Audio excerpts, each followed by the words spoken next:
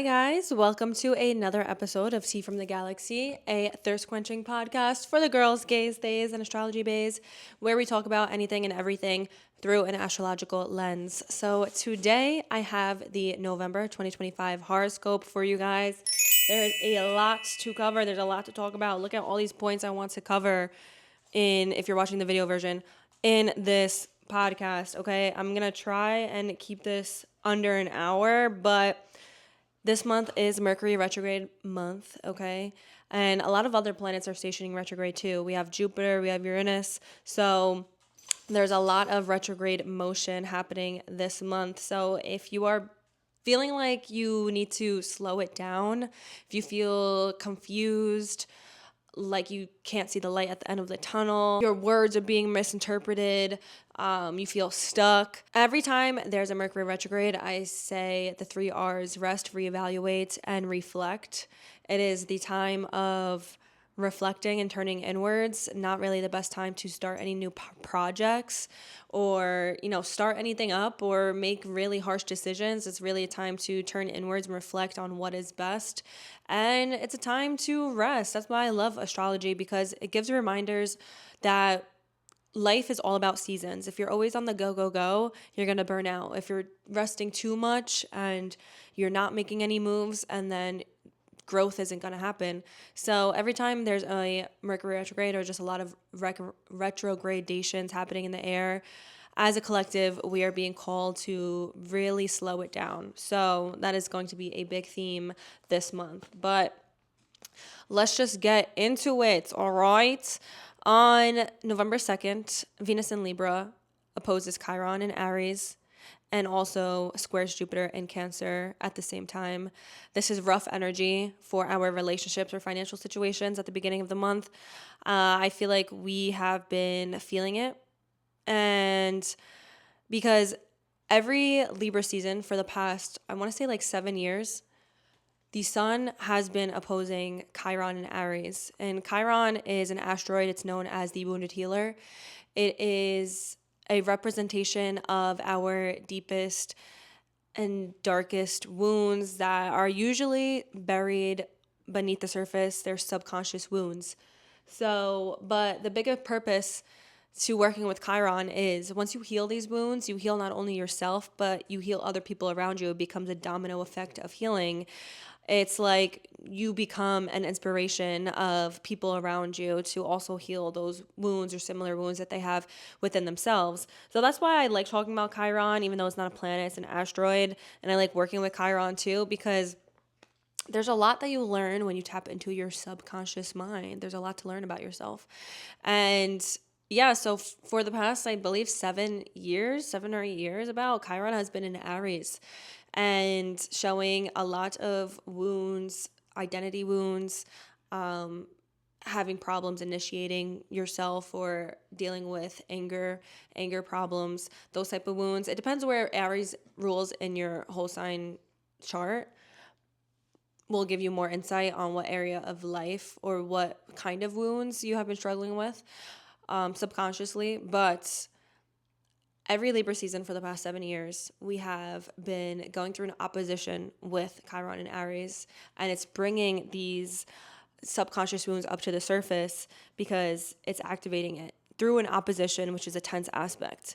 So now Venus, the planet of love, relationships, and beauty, is coming along its merry way, and also now making an opposition to Chiron and Aries as well, while also making a square to Jupiter. So Jupiter is a lucky planet. It is a planet that rules optimism and abundance. So a Venus square Jupiter aspect isn't the worst, because Venus and Jupiter are nice planets. They're more so lucky, quote unquote, lucky planets. A square here can show you are feeling yourself and you spend way too much money. I always describe this aspect as a Sweet 16 party, like a huge show out for a Sweet 16, and it's just a birthday party. Why are you spending that much money on just one night on a 16th birthday, especially if you don't got it like that?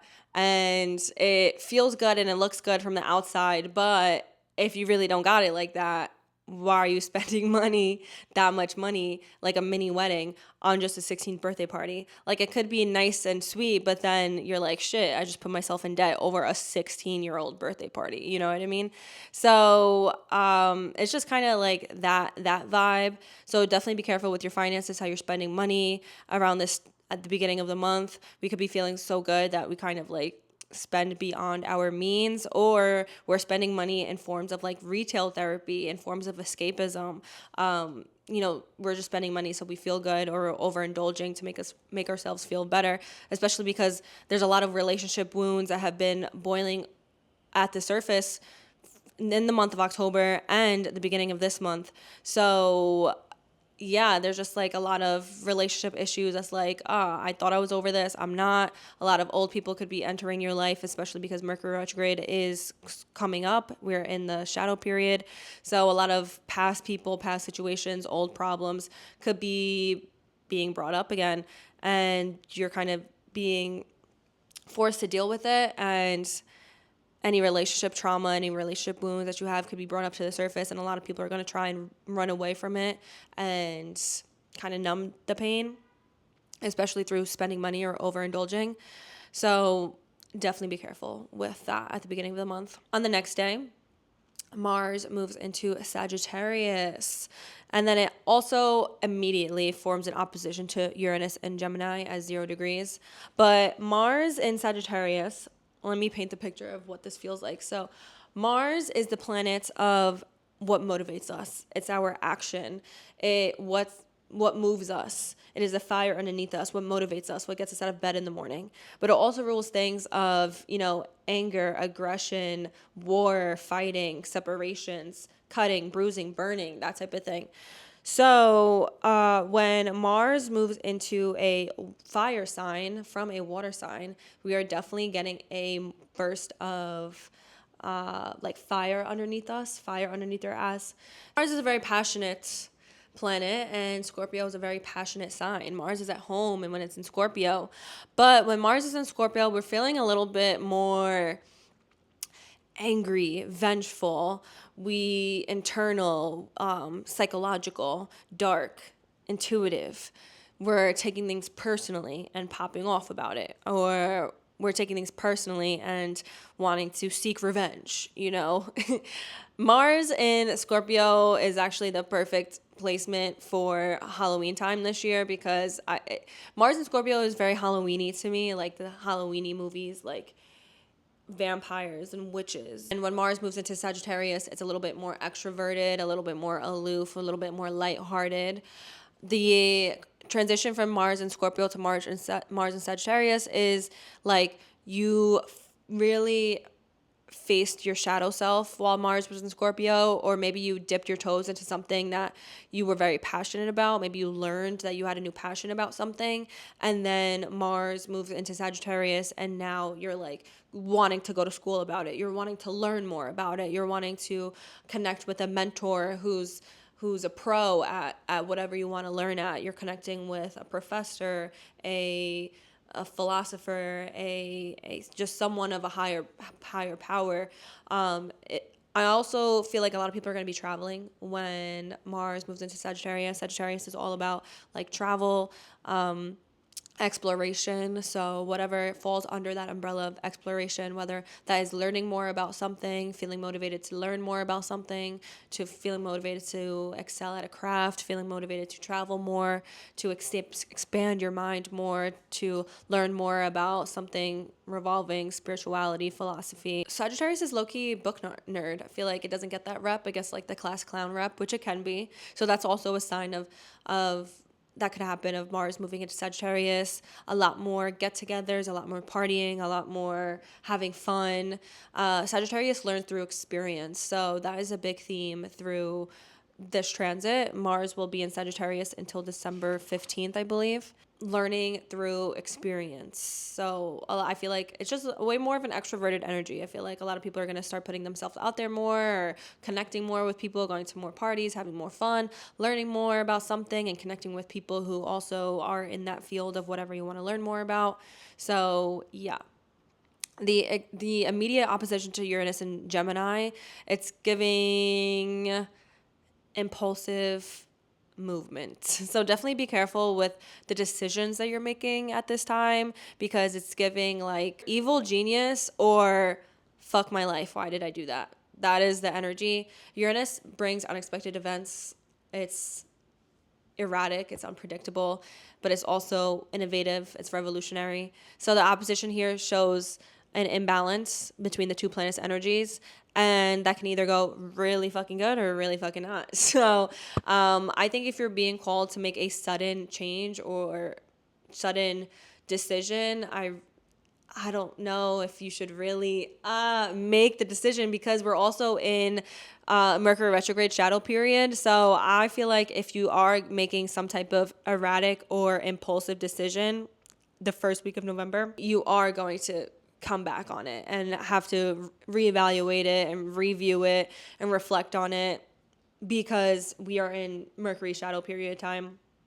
This isn't just a one and done type of decision that's going to be happening. If you can delay decision making at this time, I would. But this could also show up as just like random situations popping into your life and kind of changing the course of your focus and what you need to focus on.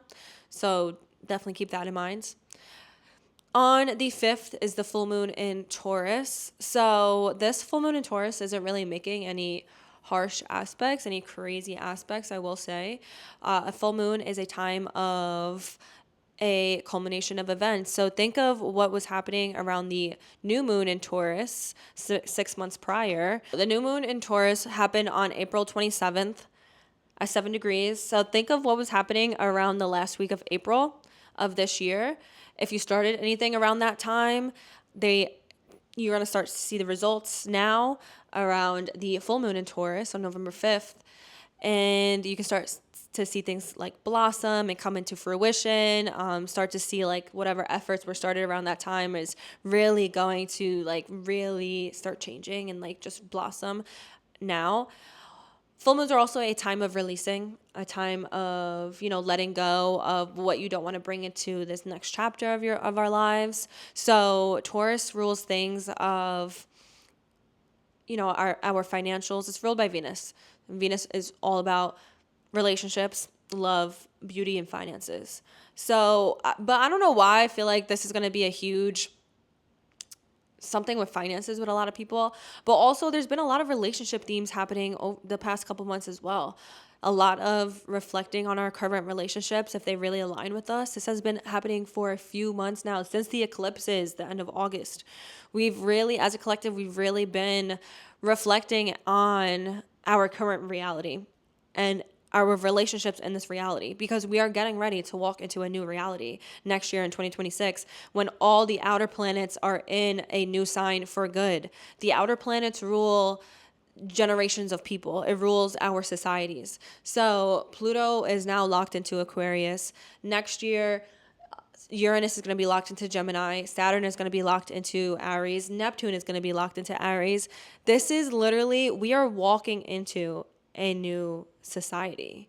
And the end of 2025, I feel like, is the season of everything just withering away that's not meant to enter into this new reality, and everything just breaking down, and a spotlight being shown on especially relationships that are not good for us anymore, that we need to let go of, or that we need to extremely fix. So I think there's going to be, full moon also illuminates things in our lives that need fixing or letting go of. Also illuminates secrets, subconscious things that have been hidden. So that's why full moons get the rep of being very emotional. Our emotions are heightened at this time.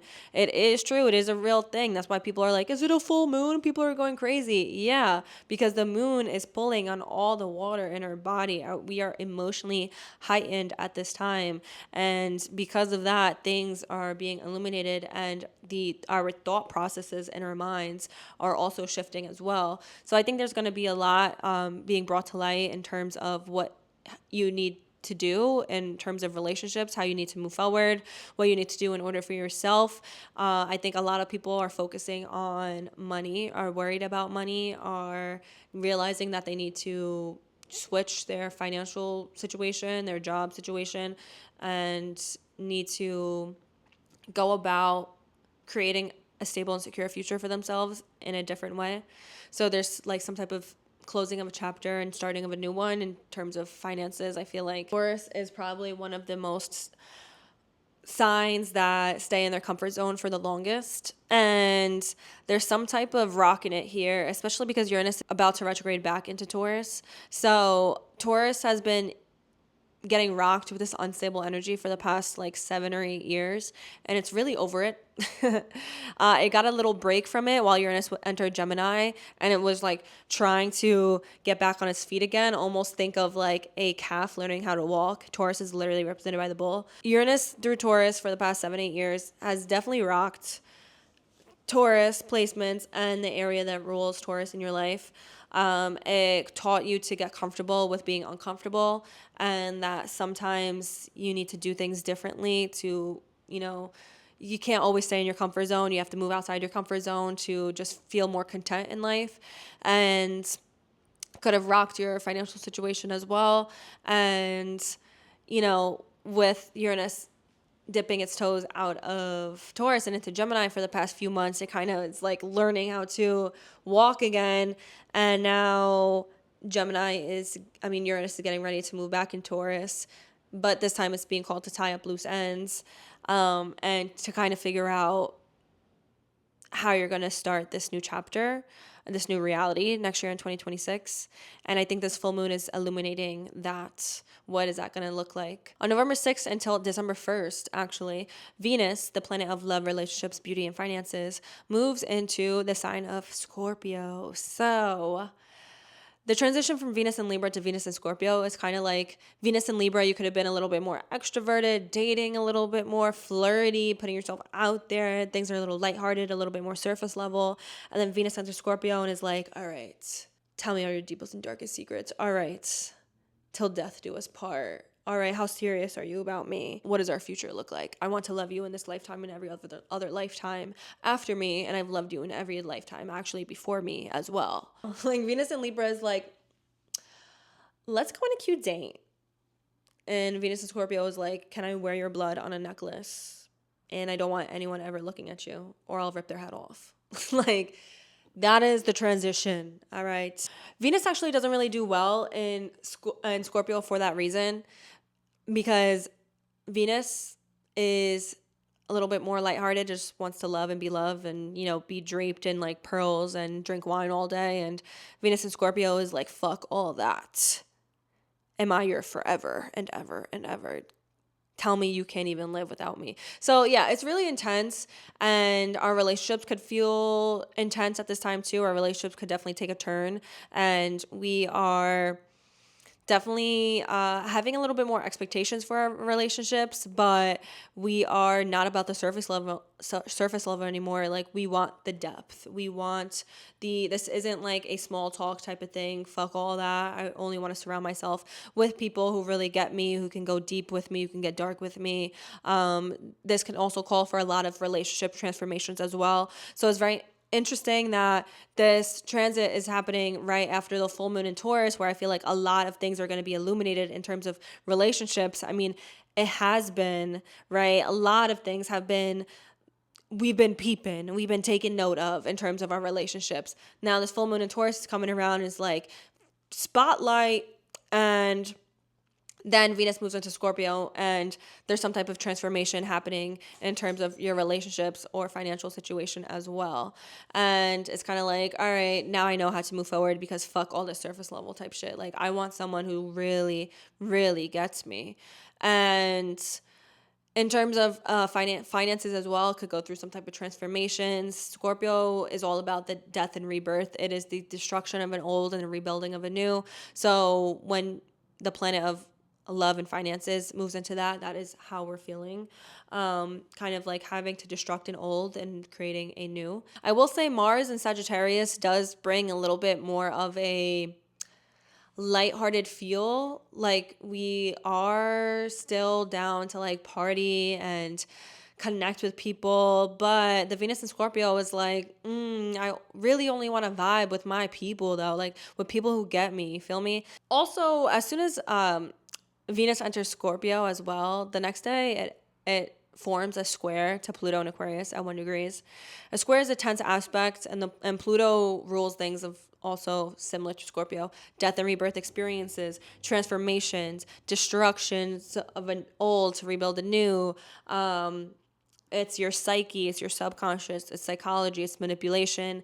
And so the square between these two planets' energies can definitely cause like just relationship transformations like all over that doesn't feel easy to deal with, but that Scorpio is used to. So this is just, I just feel like a lot of relationships are going to go through some type of transformation or financial situation as well. Definitely watch for manipulative people in your life. Watch who you're spending time with at this time. Don't be too trusting of people. Watch for power controls and power dynamics in your relationships. This is definitely people who are trying to control you, trying to dominate you, trying to manipulate you. I feel like relationship trauma could also be brought up to the surface. So definitely just beware of around the second week of November of relationship turmoil. I definitely feel like a lot is going to be brought up, and this has been a theme, man. Like, this has been a theme. If you're really going through it in terms of your relationship, I feel like stop holding on so hard. Like, stop repainting someone who already showed you their true colors. Stop trying to piece together puzzles that are just not fitting. You're going to just end up breaking the whole fucking puzzle piece. Like, but also don't be too trusting. I mean, Venus in Scorpio is already not like a too trusting placement. Like, we're kind of like moving very in a skeptical manner. But with the square to Pluto, stay being like that. It's, if you are feeling like that, if you are feeling skeptical of something or someone, stay feeling like that. I wouldn't try and read in between the lines. Definitely be careful of putting yourself into dangerous situations as well. On the 8th, Uranus retrogrades back into Taurus. So I kind of described what this is going to be like at the beginning of this podcast. So I don't really want to turn too much into it or talk too much about it, but I will say a retrogradation with Uranus is a time where we are reflecting on the future of our society and what does that look like. We're reflecting on inventions that have been invented. We're reflecting on just our new society. If Uranus is very future oriented and very futuristic and innovative and revolutionary, when it's retrograding, it's not really doing that as much. It is turning inward. It is reflecting on what the future is going to look like. Turning inward to see how we need to continue moving forward in the future. Reflecting on innovation and reflecting on how we need to incorporate that in our future as well. On the 9th, Mercury stations retrograde in Sagittarius at 6 degrees. So like what I said at the beginning, Mercury retrogrades all about 3 R's: rest, reflect, reevaluate. That is what is going to be happening. Mercury retrogrades in Sagittarius and then in Scorpio as well. So my best piece of advice to see where this is going to affect you most is to look at your whole sign system birth chart to see where Sagittarius and Scorpio is in your chart. And that's where you can see what type of miscommunication, what type of issues could be brought up for you. But I will say Mercury is a planet of communication. So there's a lot of miscommunication that happens when Mercury is retrograde. It is not the end of the world. A lot of people are like, oh my God, Mercury retrograde. But when you really think about it, like we go through 3 or 4 Mercury retrogrades a year. This is more common than people think. It just brings like a delay of communication or a miscommunication. Like we're just like mishearing each other. Especially with Mercury and Sagittarius. Like Mercury and Sagittarius, I already describe it as foot and mouth syndrome. Like we are just speaking without thinking, and in doing so, we're hurting feelings. Or in doing so, we're saying things that we're later going to regret. So that's just that times 2, I feel like, and definitely be careful with how you're speaking. Mercury and Sagittarius is very funny though. It's very out there thinking, but it definitely be hurting feelings. It's definitely like, why did I say that? So yeah, expect delays in communication, but also delays in like news, delays in receiving packages, delays of in the mail, delays of, things breaking down electronically, or transportation, more traffic happening, your car breaking down, car problems, your camera breaking, your laptop breaking, your phone breaking, and things like that. Definitely be on top of your schedule and your calendar, because during Mercury retrogrades, we're feeling more likely to forget like plans that we've had, plans that we've made, our responsibilities. It's the time of resting. It's not the time of making really sudden decisions or starting new projects or feeling like you need to be on the go. So Mercury retrograde will be happening from November 9th until November 29th. So definitely use those, 2.5 weeks as a time of taking it easy, taking a little bit of a chill pill, okay? Really reflect on your next moves and see what is the best one for you. So on the 1111 portal, this is very interesting. Jupiter stations retrograde in Cancer. So a Jupiter retrogradation is a time of really practicing a lot of gratitude. We should be practicing gratitude on a daily basis, but especially when Jupiter is retrograde. Jupiter will be retrograde, I believe, until March of 2026. Really reflecting on all the blessings that you have in your life, feeling gratitude for everything that you have in your life, feeling gratitude for everything that Jupiter has blessed you with from the time that it entered Cancer, from June until now. I think that is a very good thing to do. See where Jupiter is in your chart, in your birth chart. And since Jupiter has entered Cancer in June, how has Jupiter blessed you in this area of your life? And now when Jupiter is retrograde, you are going to feel and practice a lot of gratitude for all the blessings that it brought into your life, because when Jupiter then stations direct again in March, it wants to bless you some more. When Jupiter is retrograde, it's not that we are unlucky, it's just that we're not receiving luck or blessings as fast. It's not as flowing. It's not as fortunate, I guess you could say, when Jupiter is direct, because Jupiter really wants us to sit and reflect on everything that we do have. So when Jupiter does go back direct, it's like, all right, you're ready. I can bless you again, okay? Jupiter doesn't want you to be too cocky. It doesn't want you to get too ungrateful, I should say. Especially for the water signs, Cancer, Scorpio, and Pisces. Jupiter has been blessing us and wants to keep giving you a lot of blessings. But for the collective as well, like Jupiter loves being in Cancer. It's a very fertile energy. It's a very lucky, abundant,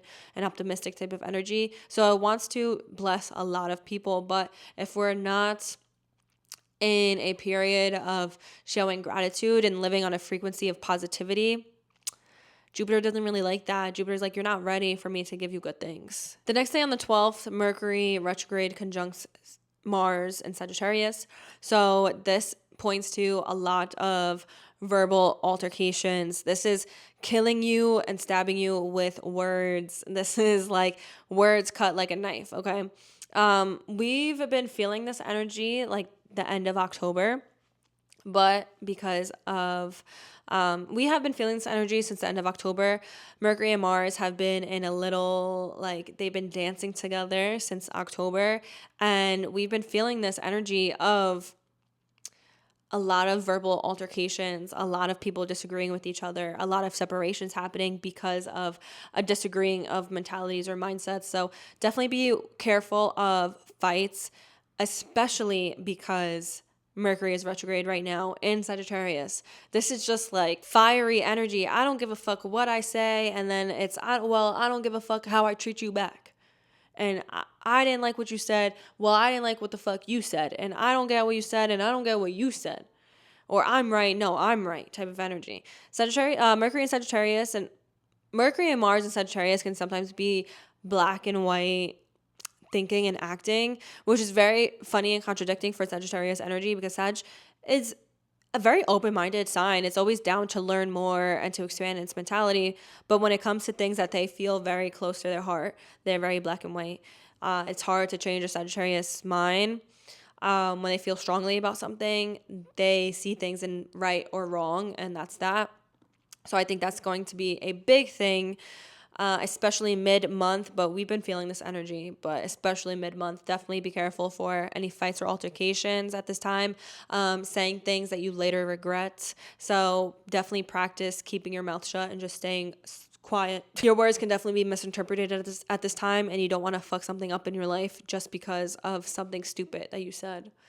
So yeah, definitely be aware of that. Also, because it's retrograde, something that's been happening since October 20th.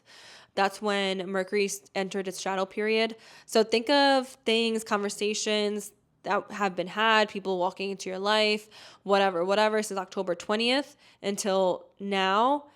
And those things could be being brought up again, and it could be resparking an argument in mid-November, and that could be a reason for a verbal altercation as well. On the 17th, there is a grand water trine happening in the air, and that is the Sun in Scorpio is trining Jupiter in Cancer, and also trining Saturn in Pisces, all at 25 degrees.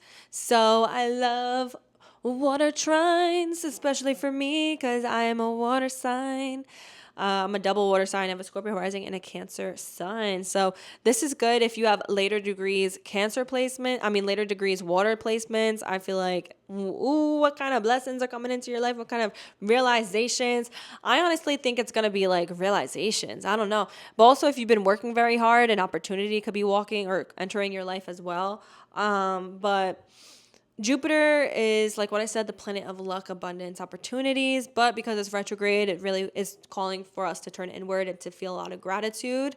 But Saturn is the planet of boundaries, karma, really laying foundations, obstacles, frustration. So, but the trine here shows a willingness to want to bring stability into our lives and a willingness of really laying roots and foundations and being more responsible and wise and using our wisdom and learning from the lessons in our lives to want better for ourselves. So I definitely like this trine for whoever has been truly working on themselves and really wanting a different future moving forward. Like, you have the planet of stability and karma working with the planet of luck and working with the sun, which the sun represents us, right? So if you're really committed to wanting better in your life, really live on that frequency of living in your dream reality already, and working with Jupiter's optimism, but also Saturn's getting down to the nitty gritty and working for it. If you could really like balance that and work on it together, I think a lot of blessings could be brought into your life.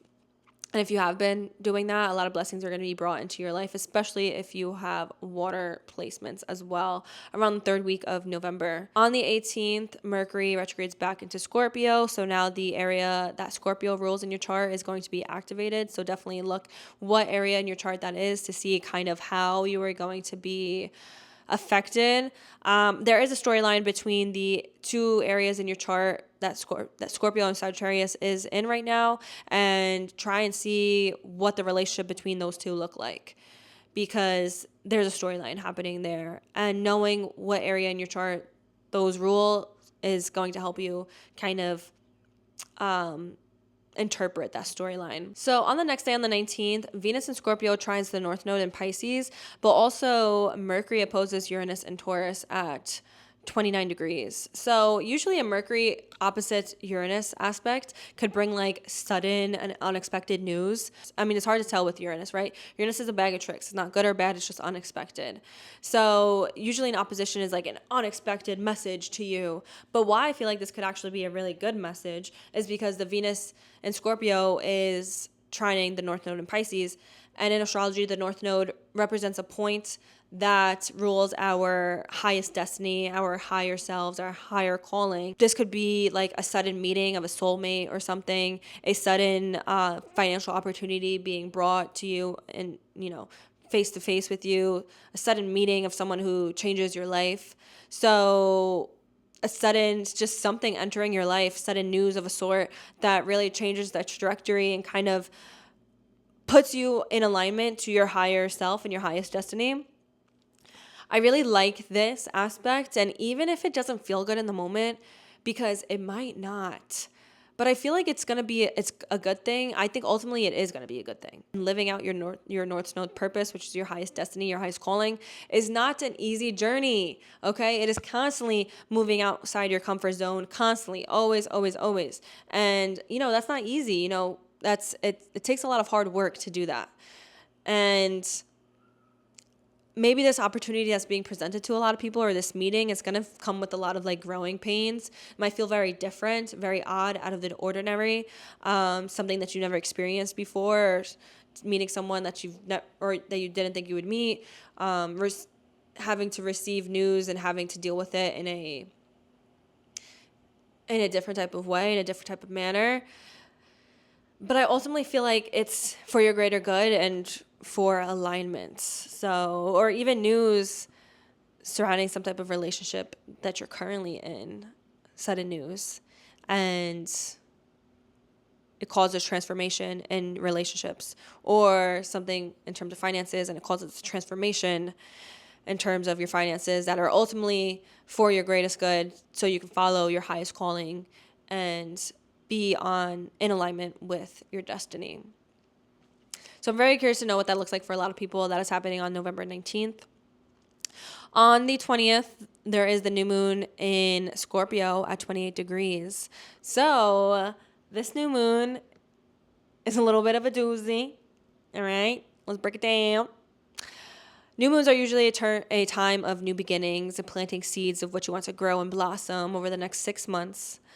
It's a good time of manifestation, manifesting a new reality, especially where Scorpio rules in your chart.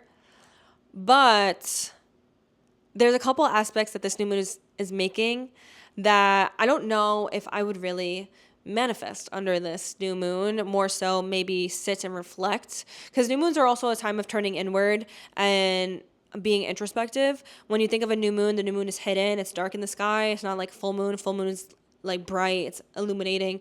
A new moon is dark, and that is what we are being called to do, especially in Scorpio. Like, moons and Scorpios are intense in general, so a new moon in Scorpio is that times 10.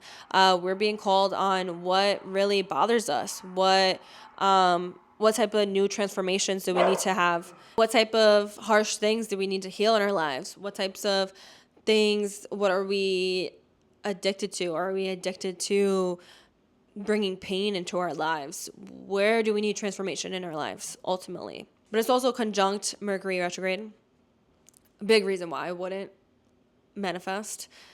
I think there's going to be a lot of miscommunication happening under this new moon, or a sudden aha moment from something in the past that we need to sit and really think about and kind of take it in and heal from it, or take it in and be like, I am going to use this information and be a whole fucking different person after this type of thing. That's what Scorpio is all about. Scorpio is the phoenix rising from the ashes.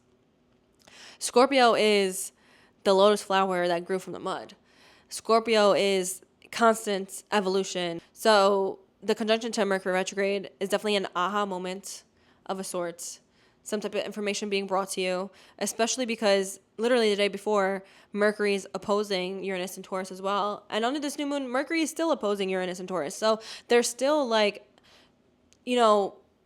random messages, random thoughts being popped into your head, random things being brought to you, random meetings of people.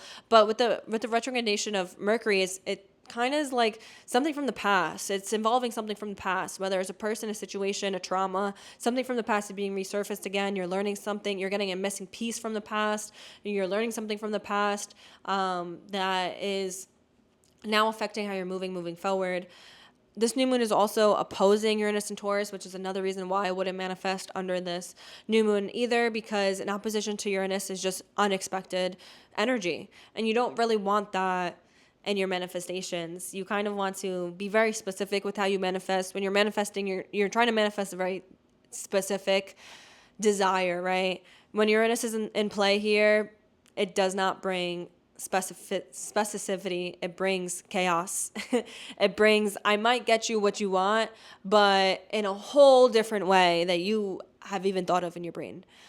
So yeah, it's just unexpected. It's definitely outside of the box thinking. Can be fun, but Uranus can also be fucking chaotic. Okay, so yeah, this moon is also trine to Neptune and Pisces, which is nice, but it's also a little delusional. I mean, we're not seeing things clearly, or we're feeling very emotional. I just feel like a lot of people are going to get some news towards the end of the month, and it's going to bring a lot of heightened emotions, or a lot of causing you to sit and reflect on yourself, on your inner turmoil, on your subconscious self, on your psyche, and how you want to bring transformation to your life, and how we're literally walking into a new society next year. We're transforming that. We are the phoenix in the ashes right now. We're not rising from them. We're in the ashes right now. We want to rise next year. How are we going to do that? So this new moon could also be a really good time to get creative with that trine to Neptune and Pisces. Like what I said at the beginning of the month, it's very similar vibes to the end of the month, where this moon in Scorpio trine Neptune and Pisces is kind of like creating beautiful art from pain, like turning pain into beauty, turning pain into power. The next day, the sun moves into Sagittarius, so we are entering Sagittarius season. So that's nice for, balancing out maybe the heaviness of Mercury and Venus being in Scorpio, which is very dark and heavy and passionate, and the sun in Sagittarius a little bit more lighthearted and aloof and extroverted. So we're just balancing out that Scorpio energy that we've been dealing with for a little bit of time now. On the 22nd, there is another grand water trine in the air, but this time it's between Mercury Retrograde, Jupiter, and Pisces. So I just feel like something that whatever has been started, or something could have been brought up at mid-month, and is going to be re-talked about again at the end of the month, rethought about, a lot of reflecting, revising, re-editing, something that's happening towards the end of the month. But I feel like all good things, especially if you're in alignment, especially if you have water in your chart. On the 26th, Venus and Scorpio trines Jupiter in Cancer. So I really like this aspect for love and finances. Venus is the planet of love. Jupiter is the planet of happiness, abundance, and opportunities. So this could be a really nice time where you're meeting someone if you're single, or just a really nice time for strengthening relationships if you're in a relationship. Could bring, good financial opportunities to you or your partner if you have a partner. So I really like that aspect. This could also just be a really good time to, like when I said, Jupiter's retrograde now, a good time to show gratitude for the love and the money that you do have in your life, and really work with the planet Venus and Jupiter around the end of the month as well. Show a lot of gratitude, because even if things are transforming in your relationships and it's not going in ways that you want it to, it's going sideways, show gratitude for what is going right in your life. And I think you will be blessed afterwards, especially because the next day, on the 27th, Saturn stations direct. So Saturn is no longer retrograde. Saturn has been retrograde, I think, since like May or June. And a Saturn retrograde is the time of you are receiving your karma, okay? When Saturn is retrograde, it's like, fuck around and find out. You have been not doing good. When Saturn is direct, okay, when it's retrograde, here's your karma, babe. Here's your karma. So now Saturn is direct, and it's kind of like wants us to mature, wants us to learn, especially it's in Pisces. So it's tying up loose ends. Saturn has been in Pisces since the beginning of 2023. Saturn wants to leave Pisces. Saturn wants to enter Aries, and it will in February. Saturn will be in Aries for good. The Saturn direct is here to tie up loose ends of what was the lessons that I showed you in your life since 2023, especially where Pisces is in your chart. What have I taught you? Okay? Put those lessons into motion, because I want to enter Aries. I want to start laying foundations and building in a new area of your life. So I need you to be good and solid in this area of your life. And if you haven't been learning your lessons, and then I am going to continuously put you in a cycle of evolve and repeat. But each time you enter a new cycle, it's going to be worse than the past. Saturn is a planet of karma. So do good and you get good. You do bad and you get bad. So you get what you put out into the universe times 3. And Saturn wants to bless you, especially when Saturn is moving direct. Saturn is like, I'm ready to like give you the stability and security that you want, the foundations that you want. Like, but I need you to be ready.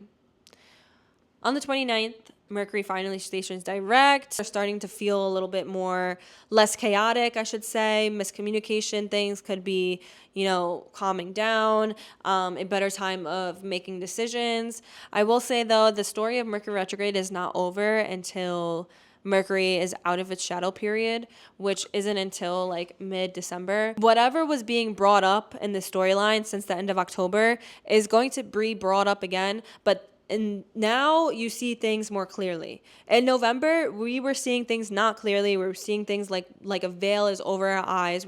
We are seeing things. It was very nebulous. It was very confusing. It was hard for us to feel stable and like we could make a conscious, mature decision.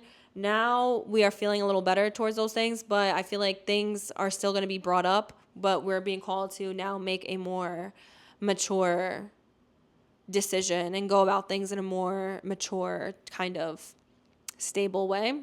Also on the 29th, Venus and Scorpio opposes Taurus and Uranus and Taurus at 29 degrees. So this could bring sudden and unexpected changes to your romantic relationships, your relationships in general, but also your financial situation as well. So definitely curious to know what that looks like. This will be the last time that Venus in Scorpio will oppose Uranus and Taurus. So something that's also good to, I guess, see or pick up on a pattern is Uranus has been going through Taurus since 2018. So look at past times in the past that Venus was in Scorpio opposing Uranus and Taurus. What did those times look like? You can kind of predict on what's going to happen to you at the end of the month. But an opposition is a harsh aspect to the planet of Uranus that rules unexpected events, could bring an unexpected meeting, an unexpected financial situation, but also, it could be good or it could be bad. It's very hard to tell with Uranus, but it's happening at 29 degrees, and in astrology, that is the last degree of a sign. So I definitely feel like it is some type of an ending of a sort, a destruction of a sort. I think a lot of breakups are going to happen, to be honest. I'm going to just keep it real. I think a lot of breakups are going to happen this month. I think it's breakup season this month, honestly. On the 30th, though, the next day, Venus in Scorpio trines Pisces in Neptune and Pisces at 29 degrees. So this is the saving grace of the Venus-Uranus opposition, I will say. Lightens the blow of that aspect because the trine to Neptune and Pisces is a little bit more romantic. It's free-flowing. It's creative. But it's also delusional. It could also point to, we're seeing things clearly now. Yeah, I'm also curious to know what that looks like. But if you are going through a lot of relationship turmoil, this is a nice aspect to make money off of your creative endeavors or just really get creative. So this is a very creative aspect. A big theme this month is also turning your pain into beauty with all these aspects in Scorpio, making harmonious aspects to Cancer and Pisces. It's just screaming, turn your pain into art and beauty and really touch other people's souls with it or / make money off it. Hello. Alchemize that pain into power, baby. There's a lot of Scorpio energy happening this month of November. So this is the time to alchemize our pain into power. But that is all that I have for you guys. This is the November 2025 horoscope. There was a lot to cover. I'm very curious to know what this is going to look like for a lot of you guys. Let me know how this month goes for you. Let me know if you have watched the October 2025 horoscope and how October was for you. And I will see you in next week's episode.